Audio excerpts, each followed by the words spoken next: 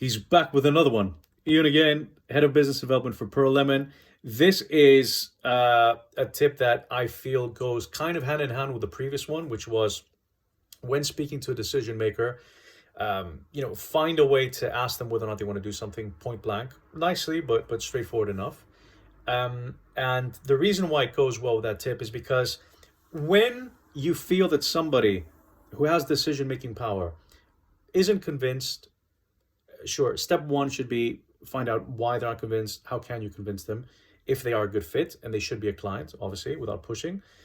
But if it's definitely going to be a no, but then maybe somebody's too polite, they're not sure, but you know that it's going to be a no, let it go. And let it go is maybe the softer version, which a lot of people are going to follow, which is, look, why don't we just leave it? I don't feel that this is gonna work. I don't think this is a priority. Why don't we just take a pass and stay in touch? Maybe we can do something further down the line. So that's the commonly used, commonly referred to as the takeaway, or the blowout, or the various terms for it. But essentially, it's showing somebody the door and showing them also that you don't want to push them into doing anything, and you get the feeling this is not going to be a deal. It's not going to work. Why don't we just let the person go, kind of thing. And then the harder version, because there are a lot of people who are either too polite, sometimes they think they don't know, or it's clear that they don't want to do something, they're not convinced, they're a bad fit, you're a bad fit, whatever the case, it's just not going to work out. Then completely take it away. If it's a decision maker and they are not saying yes to you, a lot of people are going to be too polite to just say no. You say no for them and say, you know what?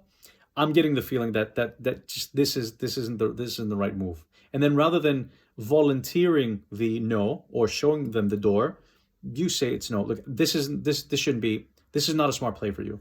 Based on the conversation we've had, based on the research, based on the feedback, whatever the case is, if you feel that this is not going to be a deal and that you're going to end up chasing somebody who doesn't want to be chased, let's just leave it. Without even suggesting it, let's just leave it. No worries at all. It's been amazing speaking to you. I really appreciate your time. Let's stay in touch anyway, but let's not do this right now. Now, there's a subtle difference because they sound quite similar, but in the one case, you're leaving it open for the prospect to come back to you, whereas in the second case, even though kind of caveat, they can still come back anyway, even if you say no to somebody, of course.